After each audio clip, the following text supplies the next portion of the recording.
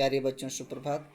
आज हम पुनः कक्षा 9 की हिंदी साहित्य की बुक क्षितिज भाग प्रथम का अध्ययन करेंगे, जिसके माध्यम से कश्मीरी संत कवयित्री लद्दाख द्वारा रचित कुछ वाक पंक्तियों का हम अध्ययन करेंगे।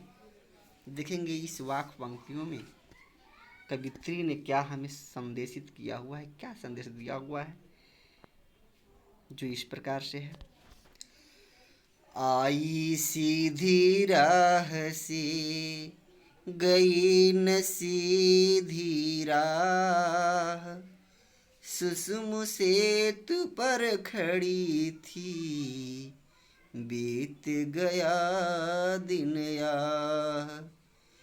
जेब टटोली कौड़ी न पाई, माझी को दूं क्या उतराई।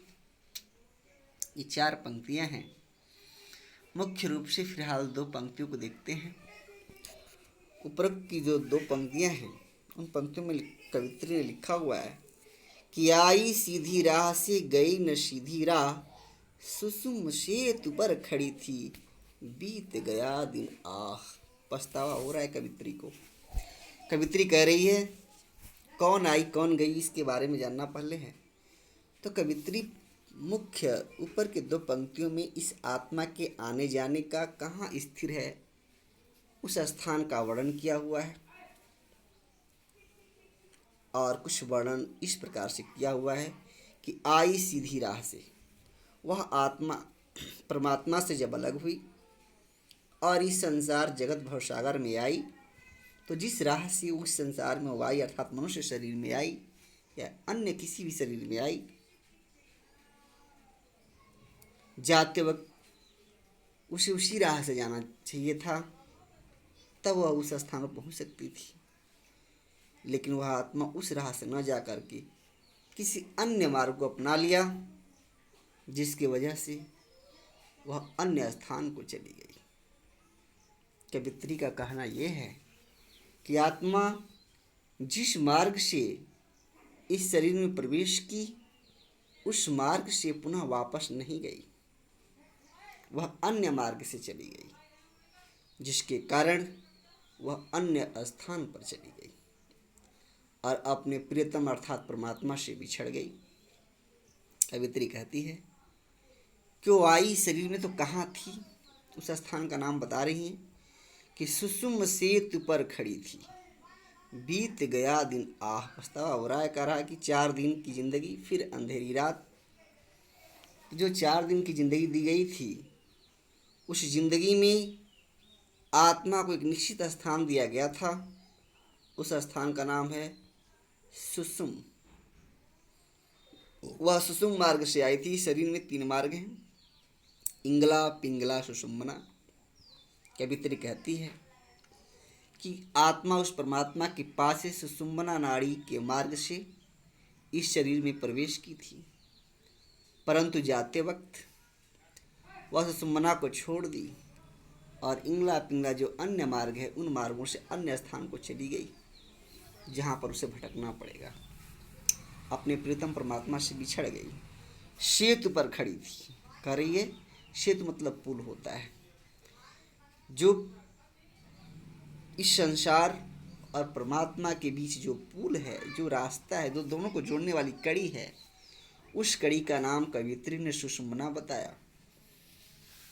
कि अगर सुषुम्ना मार्ग से इस संसार में आत्मा आई है, अगर सुषुम्ना मार्ग से ही गई होती तो अपने स्थान अर्थात परमात्मा के स्थान तक पहुंच गई होती।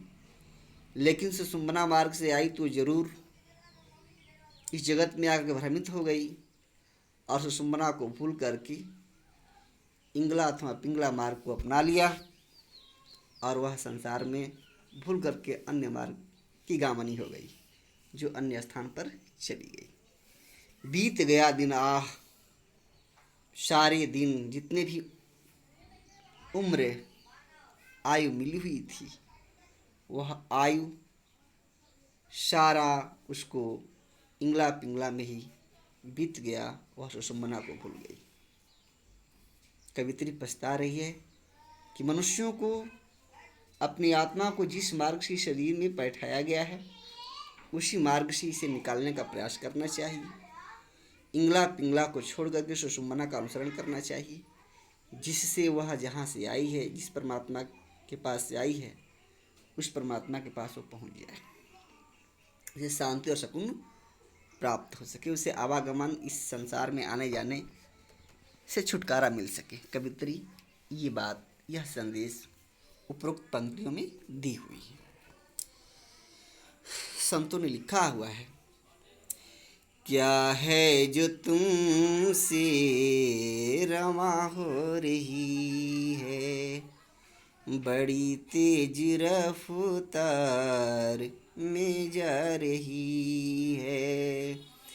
कहूँ यदि हवा है तो भी न सच है, हवा भी तो पीछा नहीं पा रही है, हवा भी तो पीछा नहीं पा रही है।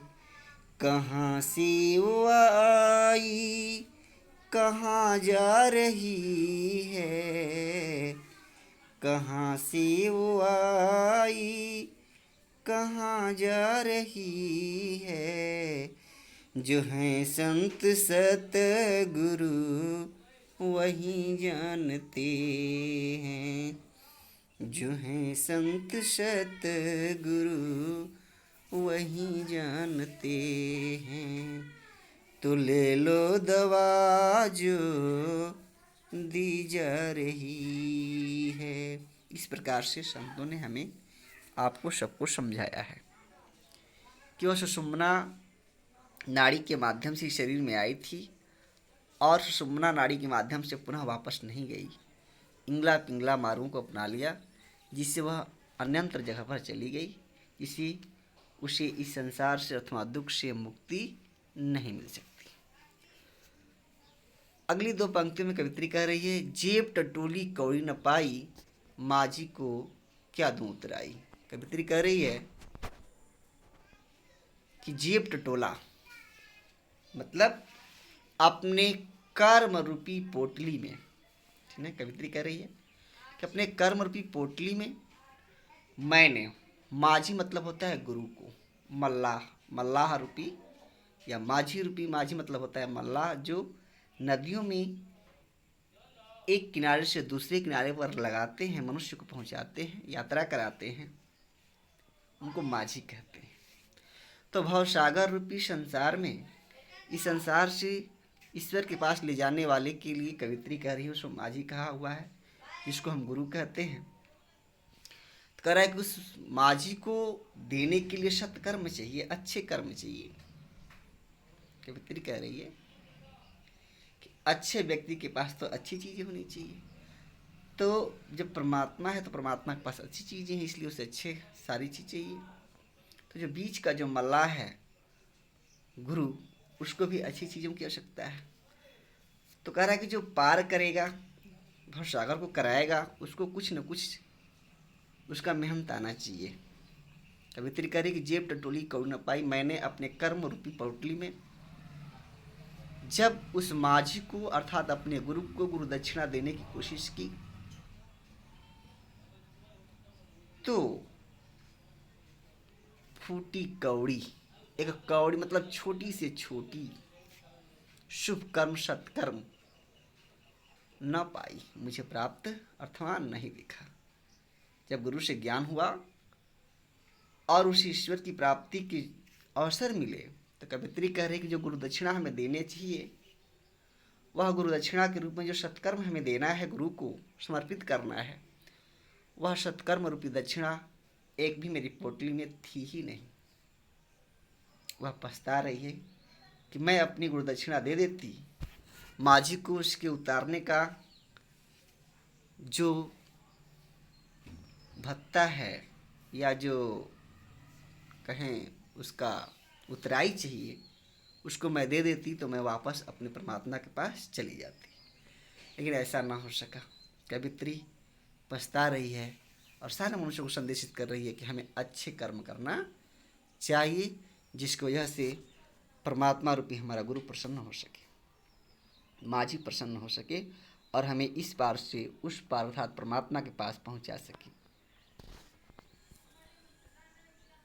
इस प्रकार से कवित्री हमें संदेशित कर रही हैं कि हमें अच्छे कर्म और अपनी आत्मा को ईश्वर के पास पहुंचाने का प्रयास करना चाहिए।